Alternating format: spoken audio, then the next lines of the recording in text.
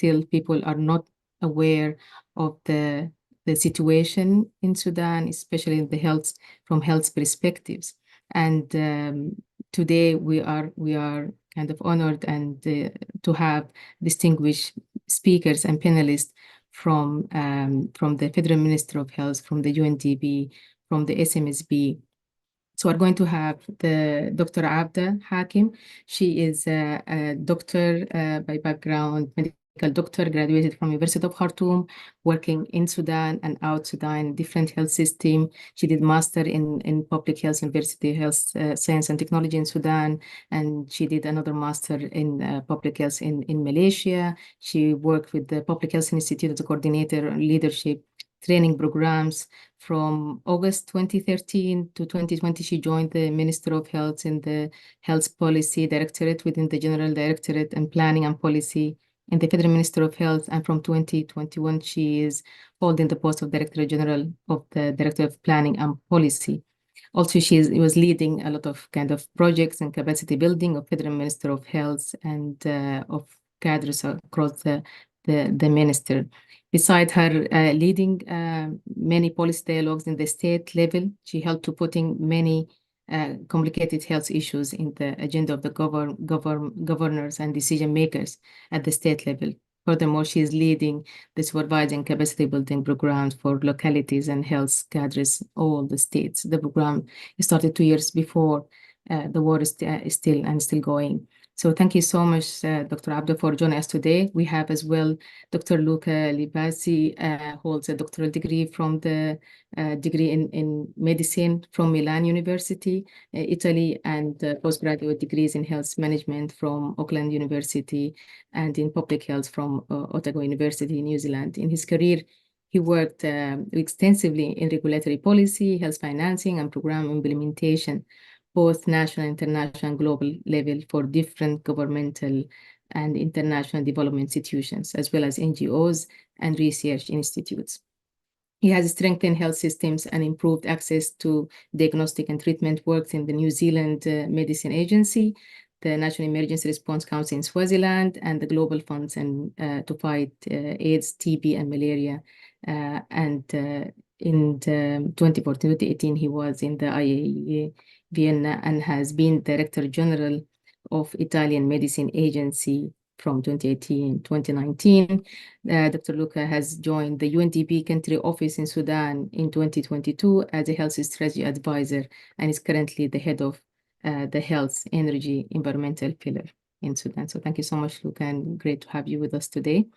And then the third speaker, Dr. Majid Abu Bakr, graduate from University of Al Jazeera and fellow of the Royal College of Obstetrician and Gynecology UK and Royal College of Physicians in Ireland.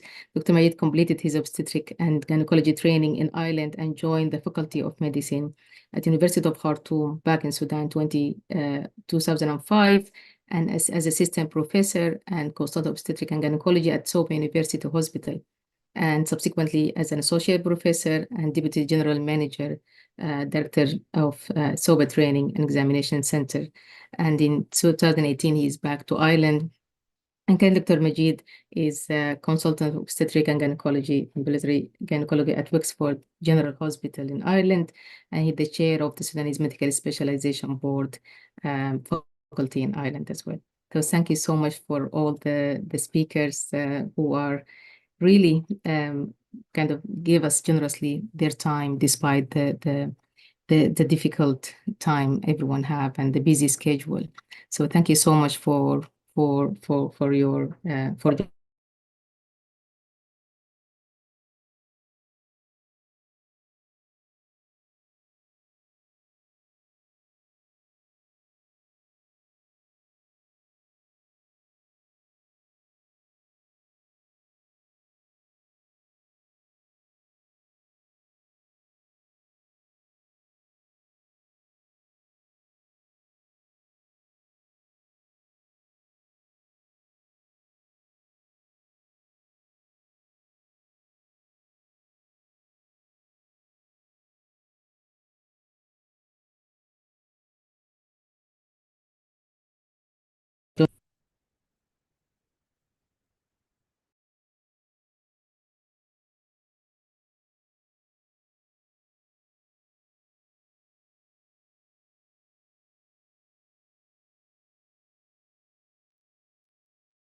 Hello?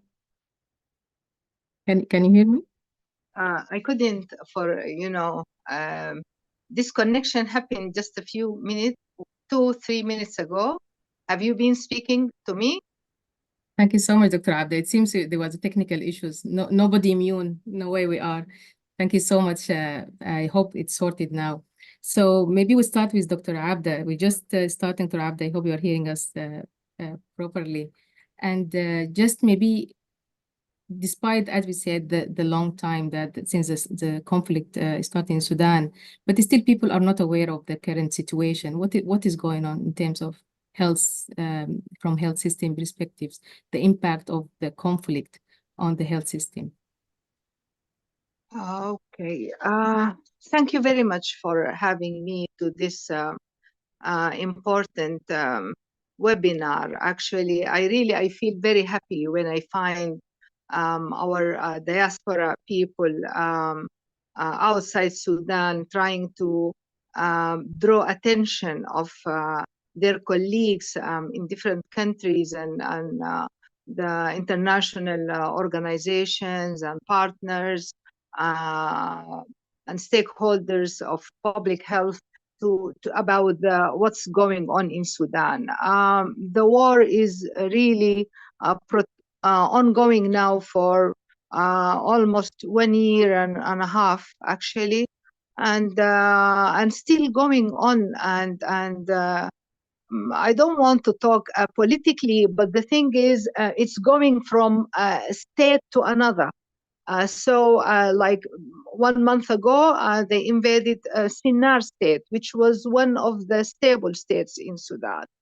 And of course, as most conflicts happens worldwide, it affects health tremendously. Of course, there is destruction of health facilities. There is attacks on health cadres while they are providing services. There is attacks even on NGOs cadres who their main role is or mandate is working in humanitarian crisis. This added on the problem and started from the first days actually of the war. In addition to our difficulties in, bringing supplies to the needed people, as you mentioned earlier, the large numbers of internally displaced people and population movement, as I mentioned, from state to state, and the state and the localities in Sudan especially the localities are the weakest tier of the health system. The health system in Sudan is divided into 3 tiers: the federal level, which this is the level which I'm working in, preparing the policies and strategic plans and the guidelines and doing the training and the things you mentioned about what I'm doing currently. Or as part of my job. And the state level, this is the intermediate level, if you like, and the locality level is the service delivery level. This is almost very near to the community and the service delivery level, and hospitals and rural hospitals and primary health care and all that. So these are the weakest. The lower levels are weak, and added to this the large number, it is, the states are not used to this large number of population to give service to. And most of these people who moved from the states which, from the capital Khartoum, in which the war started, there are many people with NCDs, with chronic diseases. Some of them needed dialysis, some of them, and the centers of we have national centers before the war established in especially Khartoum and Jazeera state. They provide highly specialized tertiary level services, and most probably Dr. Majid knows about this. Dr. Majid know about these centers. We have cardiovascular centers, neurology centers, and renal dialysis also, especially in Khartoum Al Jazeera. All these centers have been out of service now. Almost 70% of our highly specialized centers in Al Khartoum Al Jazeera states have been out of service. And people are really suffering. We have some other national, and they provide services, by the way, free to the people of Sudan. So we lost all this. And also we lost our national medical supply fund, which has a large warehouses and storages. All the medicines and the vaccines and the supplies which have been there in this national medical supply, we've lost it with the war. So it affected, the system very much. And of course, the ongoing conflict, as you mentioned, in Darfur and in different areas, different states, Kordofan and the 5 states of Darfur, made it very difficult for us, really challenging to deliver the medicines and supplies to people on those areas. So, this is just, some touches of the huge catastrophe how it happened to our already weak and fragile system. Over to you. I hope I answered part of your question. Thank you so much, Abdi. It's really kind of, it's unfortunately, sadly, significant impact with more than 70% of health service or health service providers or hospitals out of service is a huge number already. Talking about very big numbers of millions, more than 10 million displaced people and all that. And what are the current immediate public health challenges that are the Federal Minister of Health are facing now in Sudan, taking consideration are faced not only by the conflict and the floods and all the communicable and non-communicable diseases. So what are the current immediate public health challenges? Exactly. The thing is, the war unfolded really bad, and in addition to the conflict itself and the direct effect on the services, the health institutes, the cadres, the population movement, we have got, as you mentioned, these epidemics started immediately after the war. I mean, now more than 1 year, we are struggling to control the, large amount of malaria cases, large amount of measles, large amount of hemorrhagic fevers, and with the floods now, the cholera cases also we have, and different kinds of epidemics due to mainly, Nuha, to the environmental services haven't been run regularly as before the war, So there is some, destruction happening to the environmental services, vector control. This is added to the problem. This is in addition to the rainy seasons usually, accompanied by those kinds of epidemics every year. But of course, since the war, now this is our second rainy season. It's really bad, especially in the northern state and in the River Nile state as well now, and Kassala state on the eastern part of Sudan, where there are large number of IDPs staying in camps. They suffer, they lack the essentials of life. There is no safe drinking water. They are suffering of actually they need everything, food. We have a problem of food security as well. A large number, the number of children under 5 who were malnourished in Sudan or stunted child means have chronic malnutrition. The number before the war was 36% of the Sudanese children, of our children before the war, were stunted. That means they were suffering a chronic malnutrition. Now the number is really doubled. if you like. It became acute on chronic malnutrition. It's really bad. I mean, it's, public health wise, we suffer a lot from this. And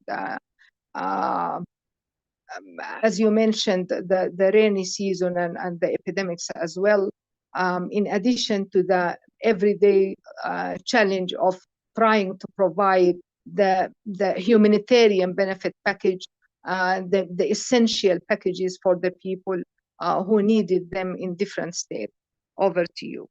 Thank you so much, Abda. And it's really kind of tragedy, the situation you're describing and the circumstances that the Ministry of Health is working. Can I ask you, Abda, just a final question?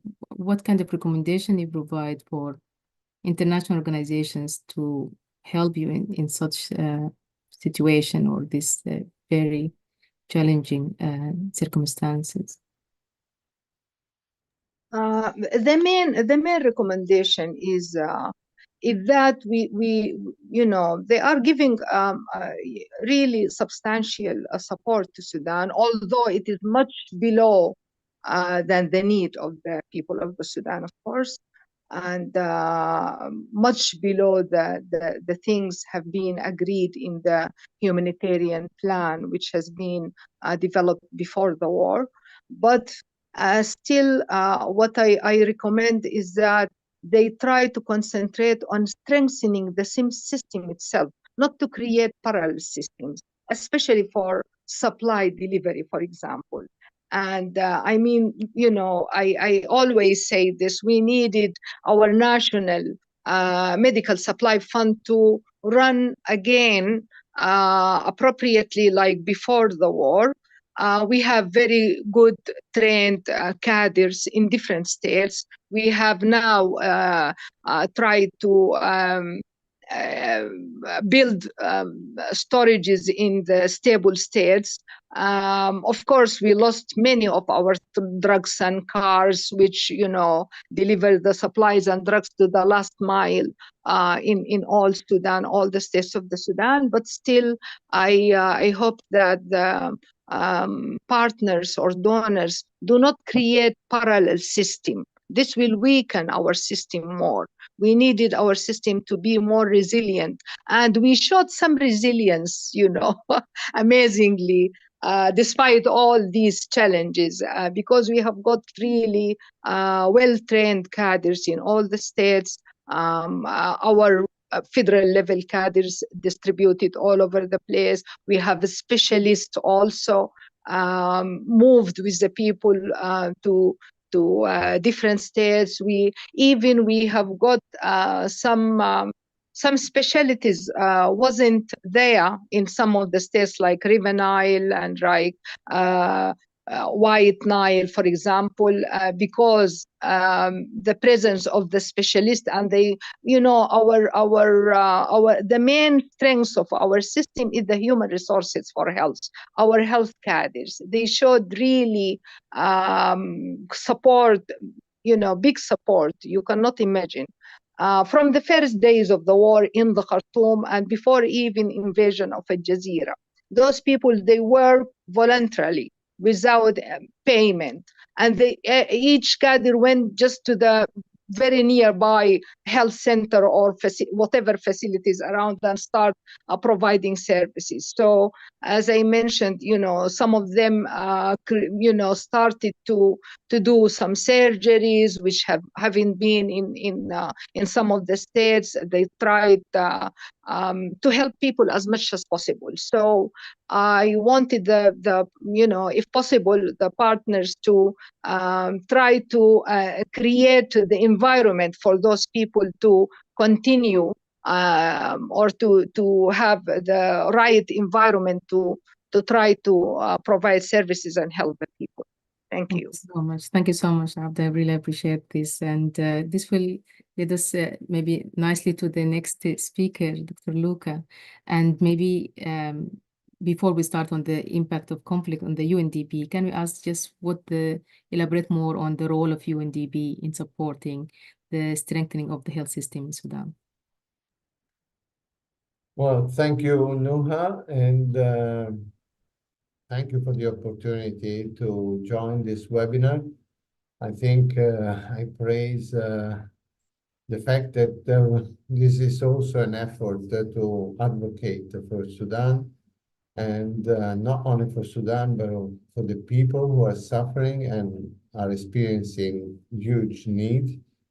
At the same time, it's an opportunity to raise the voice of those needs. So yes, UNDP is quite used to working in difficult contexts.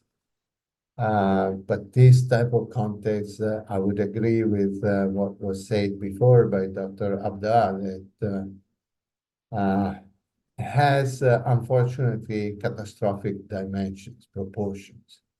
And this is a combination of several different factors. It's not just the war, but the war has caused a huge, probably the greatest number of displaced population in the world.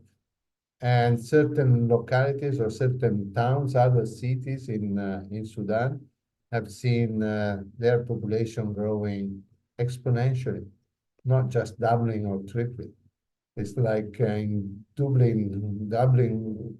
How many people, how much population is there? 1.2, 1.3 million. Can you imagine having 13 million all of the sudden? And of course, everything collapses. It's not just a matter of health system. I mean, most people have lost their job. There is an issue with nutrition, even before the war.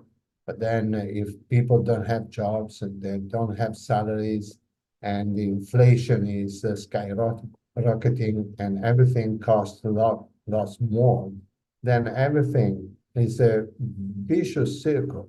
And people are trapped into a circle they cannot stop. And everything builds on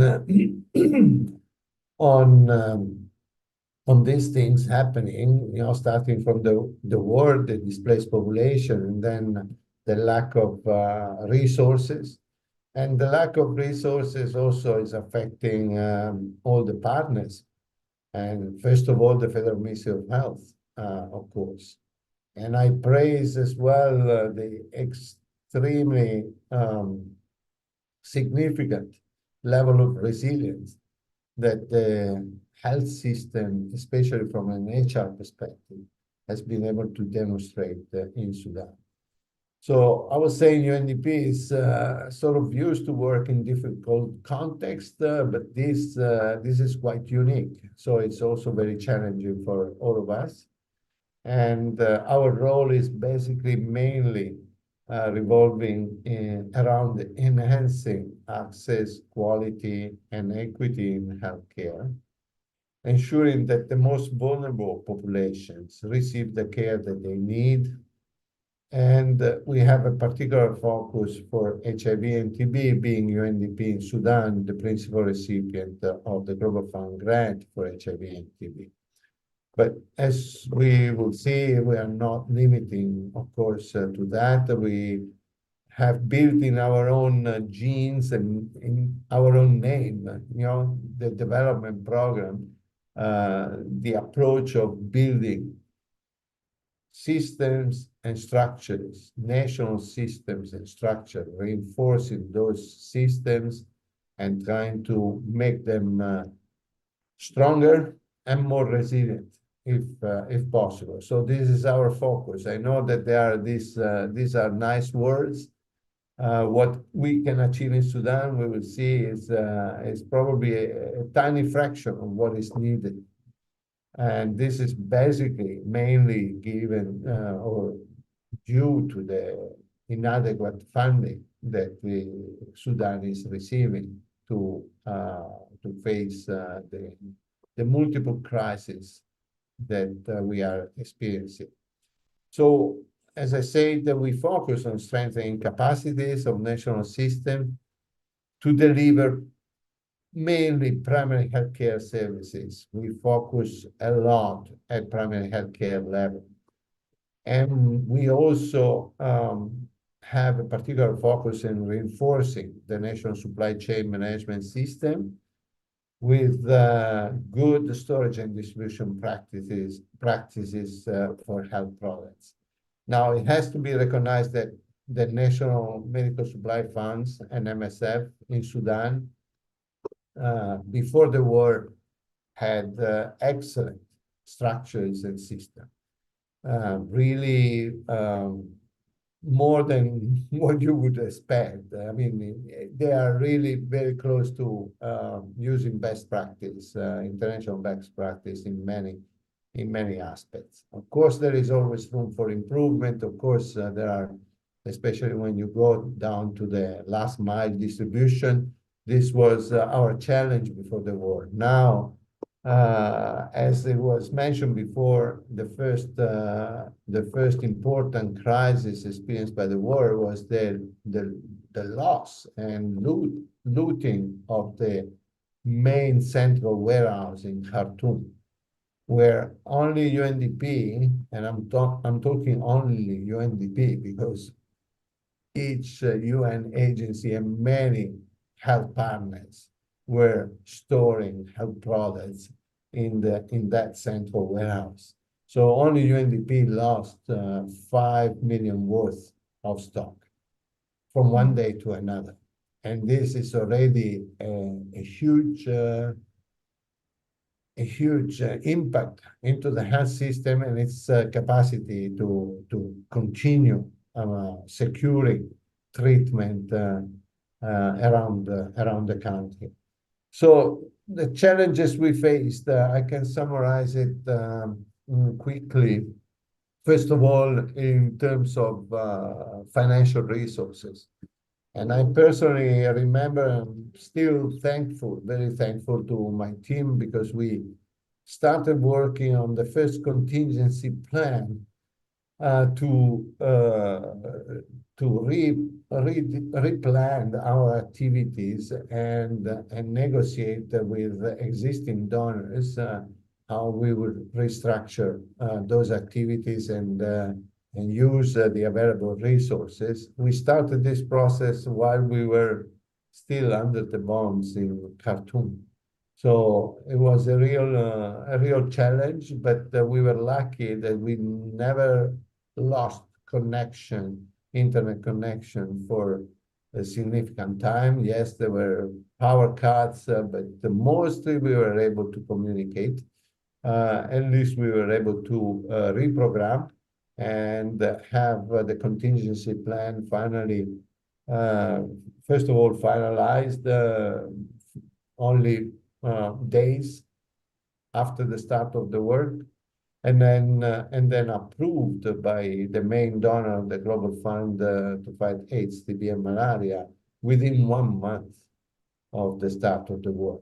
So that was a great us, first of all, because securing enough resources to continue our activities was of critical importance. And the same applied also to another grant that we are managing and implementing together with the Federal Ministry of Health, which is what is called the COVID-19 Resource Mobilization Grant, or Response Mechanism Grant, sorry, that focuses a lot on strengthening different parts of the health system. And we are still currently continuing implementing those resources and those activities. And we are thankful for having established since a long time a sustained and very productive collaboration with the government and the national structures and authorities, so that we could continue supporting the Federal Ministry of Health in many aspects, including some procurement of essential medicines such as insulin and dialysis kits on behalf of NMSF. So we are always there for those national systems and structures to work well and better, and improving and strengthening their capacity as much as possible. But if you can imagine, just quickly, if you can imagine, the war starts. Will the national health system immediately lose all the stock of medicine at central level? And then we have millions of people running away and being displaced in different locations. And those locations where health systems would absorb a huge amount of pressure that they were not designed to be able to deal with. And then after that, you lose lab capacity. So the capacity also for diagnosis, and you lose the treatment capacity, the lab capacity, and then lab equipment, and then especially for HIV and TB, we need to continue treatment. We need to secure continuity of treatment to HIV patients, and we need to trace back where they are and where they are being displaced, and how we can reach them to secure the continuity of treatment. And this has been the biggest challenge for UNDP. It has taken a long time, and we still haven't finished the job, because we had initially around 13,000 patients on treatment, on antiretroviral treatment. We now have been able, well, in the first 2-3 months, with the help of national NGOs, and especially the Association of People Living with HIV/AIDS in Sudan, the Sudanese NGO, have been critical in helping us to trace back all these patients and start putting them back on treatment. So this is a first overview of what has been defined by Abda as a crisis of catastrophic proportion. If you add on top of that the floods, the outbreaks, malaria, dengue, chikungunya, and then measles, then you name it. And it feels like always running after one crisis after the other. And more than that is probably it's a context where there are multiple crises occurring at the same moment. Thank you so much, Luca, for shedding a light on such a kind of catastrophic impact and the challenges that face even international organizations trying to help the government in Sudan. It's really important, as you said, the infectious disease, the communicable and non-communicable disease in the context, and the availability of drugs and all that. But one of the most important things as well is the health, human resources for health. And as Dr. Abda mentioned, they were showing a lot of resilience in the context, but at the same time, there's a lot of kind of people exposed to a lot of life-threatening situations and displaced and all the issues. And maybe thank you so much, Luca, and we go for Dr. Maid, maybe highlighting some of these impact on all what you mentioned and Abda mentioned on the training of health services and health training, medical training for doctors in Sudan. Dr. Maid, on your capacity as a chair of the Sudan Medical Specialization Board faculty in Ireland, well trained in Ireland and Sudan, what do you think? How do you describe the impact of the conflict on the current training? Thank you very much, Nuha. Thank you for the time. I'll try to be short to try to keep within time. Training in general is a trainee, trainer, and training venue, which can then either be an on-site or an off-site. An off-site, i.e. that's in hospital, where most of the postgraduate medical training takes place, and inside that in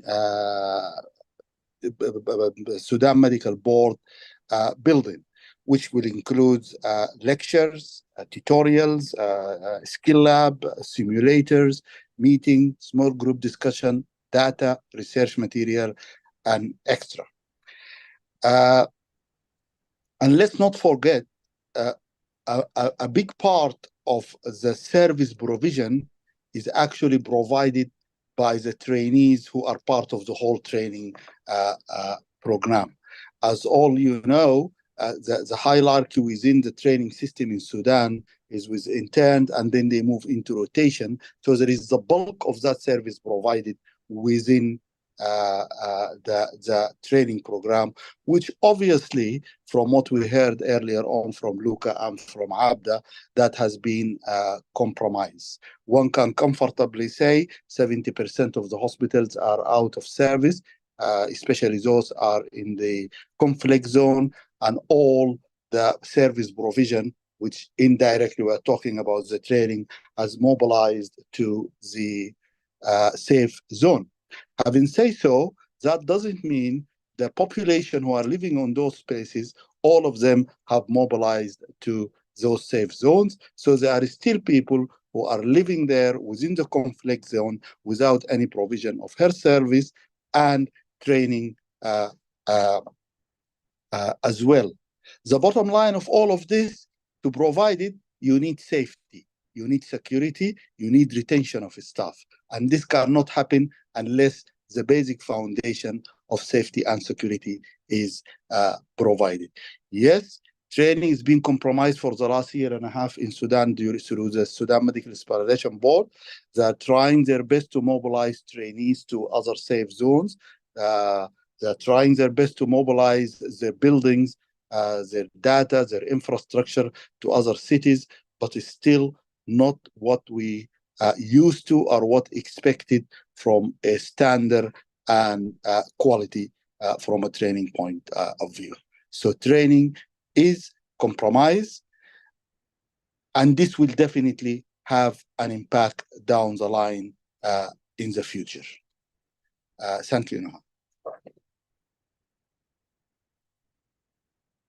Thank you so much, Dr. Maid, for this highlighting the impact on the human resource projects, which are the glue of the health system and the service provision. And the hopefully this will be kind of addressed, or somehow, hopefully, with a dream about peace agreement in the near future. So the next question, maybe we use your other hat, Dr. Maid, as a consultant in obstetrics and gynecology. From your background and your experience, what do you think the short-term, immediate and short-term and long-term kind of impact in the maternal health issues in Sudan? Yeah. Okay, Noha, thank you very much. I will be talking on representing myself on this, really. Before I go into the short-term and long-term, we'll go back to a little bit to the indicators of 21 and 22. Indicators of 21 and 22, antenatal, for example, have sustained in 21 and 22 with 40% of patients getting an opportunity for one antenatal visit and 29% of patients getting an opportunity for 4 antenatal visits, plus 50% delivering in healthcare facilities. That will leave another 50% with home births. But the good thing is 90% of the deliveries are attended by a skilled health provider. So let's look at it from, if I have a 75% of my hospital service provision is not available, definitely these statistics must have changed from prediction point of view. We don't have analysis for it. We don't have data, but one from an analysis can say this is been shifting. To me, the way I see it, it is shifting more towards community level. It's shifting more towards a primary healthcare level. It's shifting more towards a home birth delivery and an antenatal care delivery of service. I'm going just to speak from my area of expertise. The way I see it is there is an immediate, intermediate, and long-term plan at the moment. Immediate, to address the need of the current situation at the reproductive health, maternity, and child health in Sudan, which should be addressed at this stage towards the community where the service is provided. I'm not going to talk about the safe zone because not all Sudan has moved into the safe zone. People are still living in conflict area where they need that antenatal service. a member of the society back in Sudan, the figure we are listening and we're getting from there as catastrophic of women who are unable to attend for their simple sections delivery, cannot see a healthcare provider during their antenatal care, in addition to presenting with complication. Missing an antenatal gap, you are missing screening. Missing screening, that means you are presenting late into complication. My personal view will be, and I have presented a couple of papers on that, at immediate action, we need to expand on midwifery-led care services at the level of primary health care. Modified MLC, midwifery-led health service, to upgrade them a little bit, and this will bring us to the capacity building of those midwives so that at least they can cut down on the number of morbidities and mortalities as the women are experiencing in Sudan. On the short term, that we'll start looking at local regional district hospital and upgrading those local district hospital to at least absorb some of the complexity going around.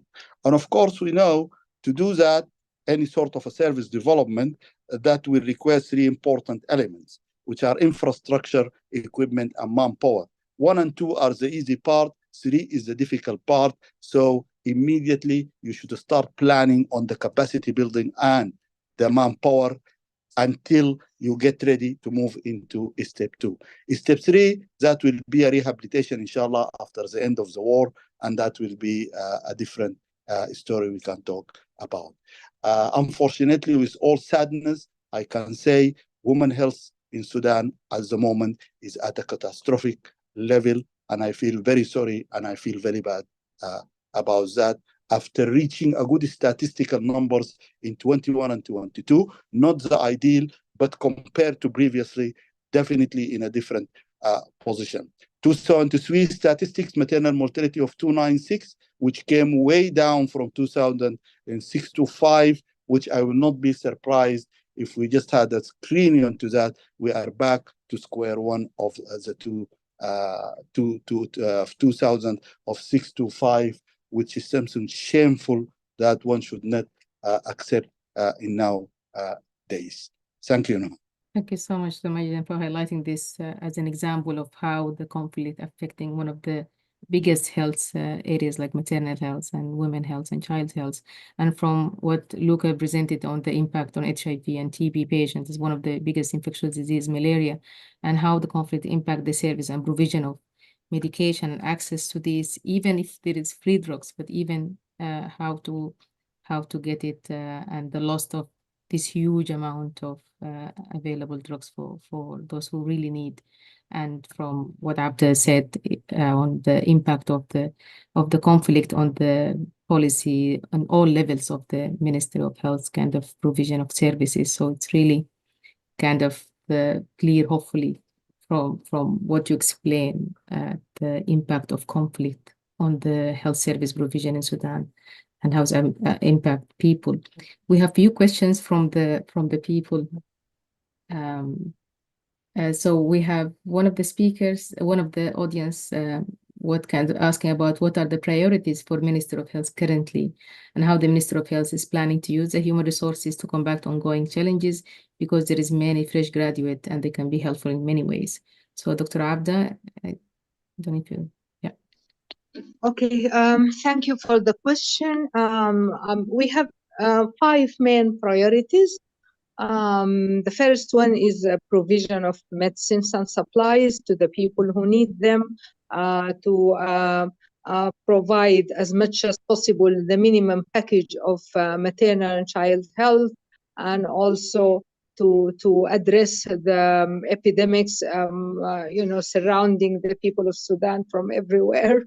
And of course, coordination between all the partners inside and outside the health system, the private sector, the international NGO, the UN agencies, with everyone. Good coordination is, I think, is very important at this moment. These are the main priorities. for us at the moment. Also, as most of the speakers talked, is human resources for health. For the question of our plan regarding this, we have prepared like a mapping survey. The thing is, the context is changing rapidly, Noha. You know, we have done lots of rapid assessments for human resources for health to know, for example, how many cadres from the federal level found on certain state, but these figures keep changing all the time.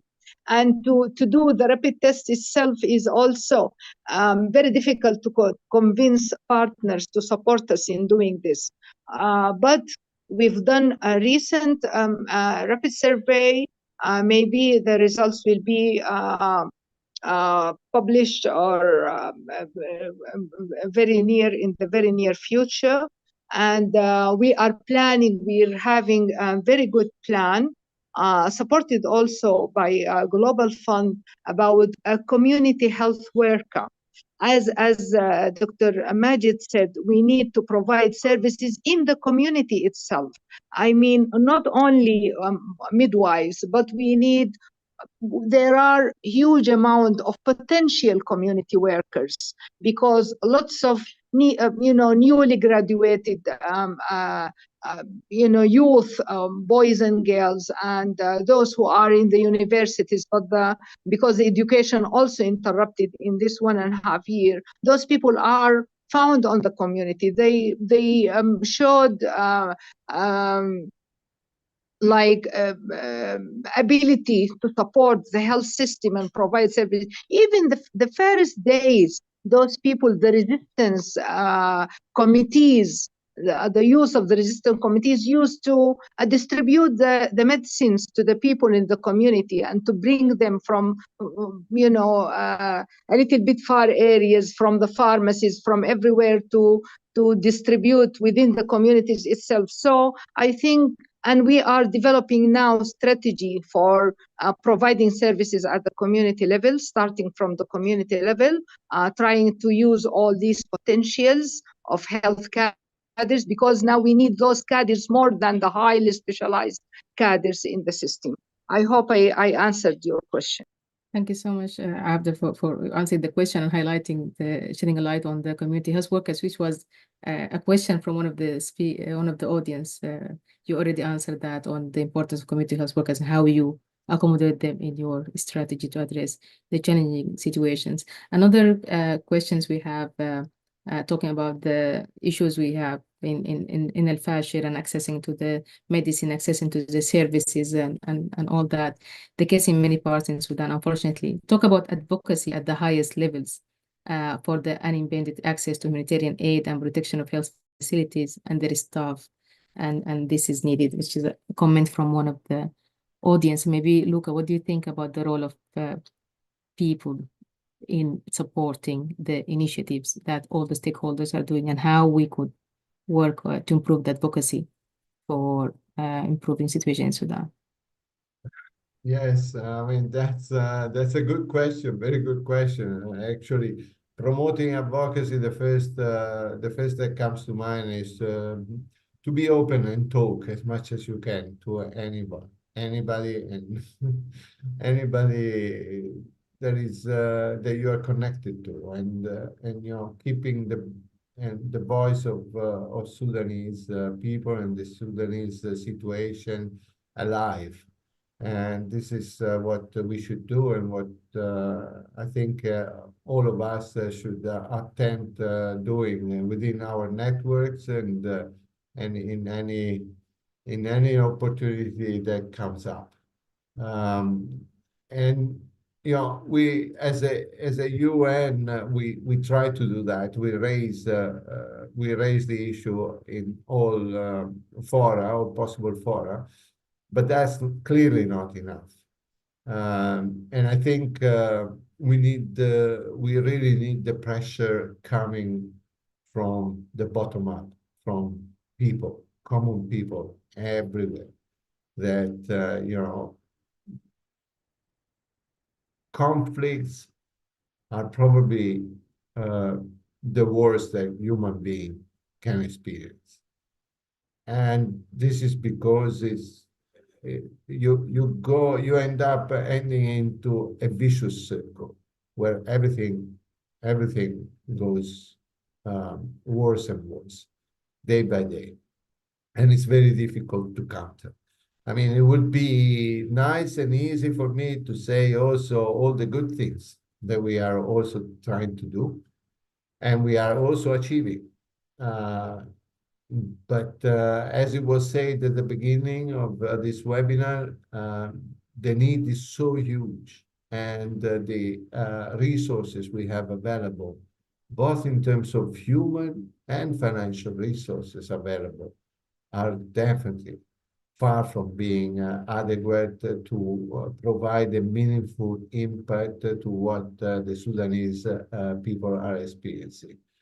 And when you have war, and then, I mean, if we take the first determinants of health, if we want to look at it from a public health perspective, the first most important determinants of health are peace, shelter, food, water, education, energy, transport.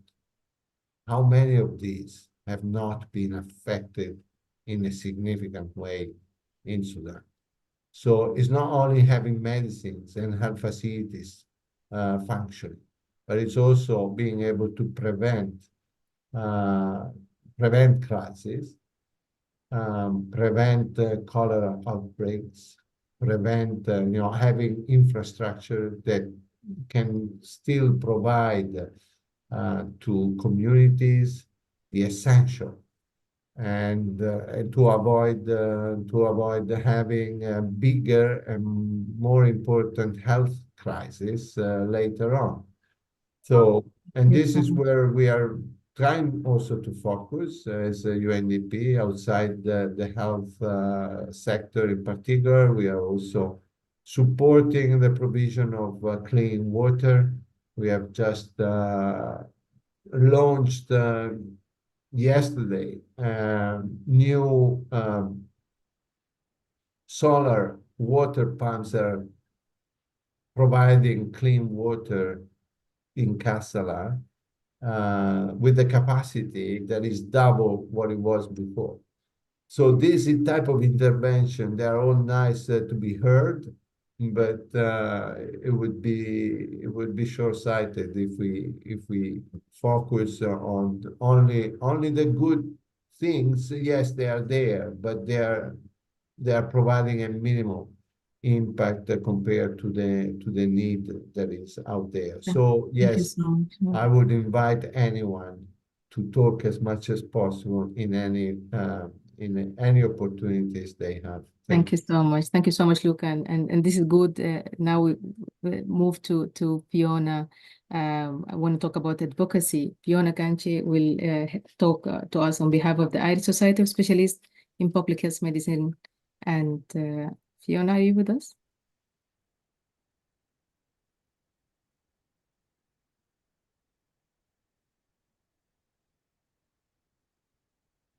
Fiona?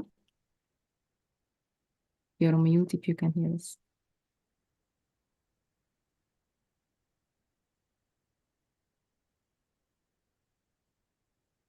So Fiona would like to talk to us about a petition that they can all of us sign, and hopefully this will be an action.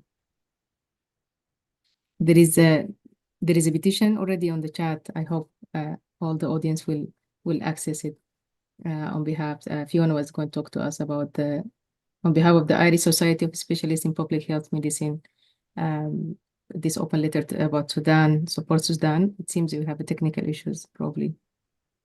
She couldn't join us. But yeah, so yeah, thank you so much, Dr. Majid.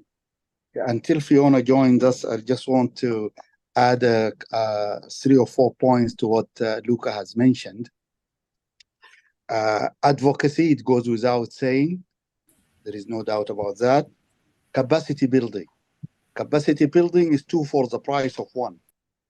It's a way of staff retention to some extent, and it have an impact on the service provision.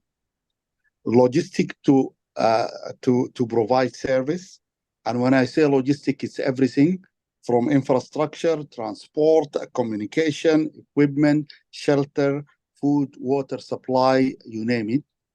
And at the end, no one can work individually on this. This has to be a partnership, teamwork with all parties involved to get the best out of the equation with the limited resources, fund, and finance available. Thank you, Noha. Thank you so much, Dr. Majid. And unfortunately, because of the time, thank you to all the panelists, Luka, Abda, and Majid, for this great shed of light on the current situation in Sudan. It's not the best, and hopefully we are always dreaming of a peace could bring all the basic human rights to all human Sudanese people who really deserve this. And till then, we'll work together, hopefully in partnerships with advocacy and all that. Please, this is the last, this is the last episode in the conflict and health by the Irish Global Health Network. Please don't forget to visit the previous episodes and watch as well on Ukraine, Palestine, Congo, and Sudan. And this recording will be available online, and there will be evaluation form as well on the message. So it's really going to help. If you could fill it, it will take just, I think, 2 minutes to fill. And of course, you could join the Irish Global Health Network as a member. The membership and all the informations are available online. Don't forget to follow the Irish Global Health Network on Twitter, LinkedIn, and Facebook. So thank you so much for all the panelists, for your time, for all the audience, for listening and participating, and for the engaging discussion and your significant contribution. And hopefully we all together work after this webinar, hopefully to participate somehow with whatever we can to make the life of people in Sudan better and reduce the struggle and suffer. Thank you so much, everyone, and have a nice evening. Thank you. Thank you. Thank you very much, Noha. Bye-bye. Thank you. Bye-bye. Thank you. Nice Thank evening. you. Thank you. Thank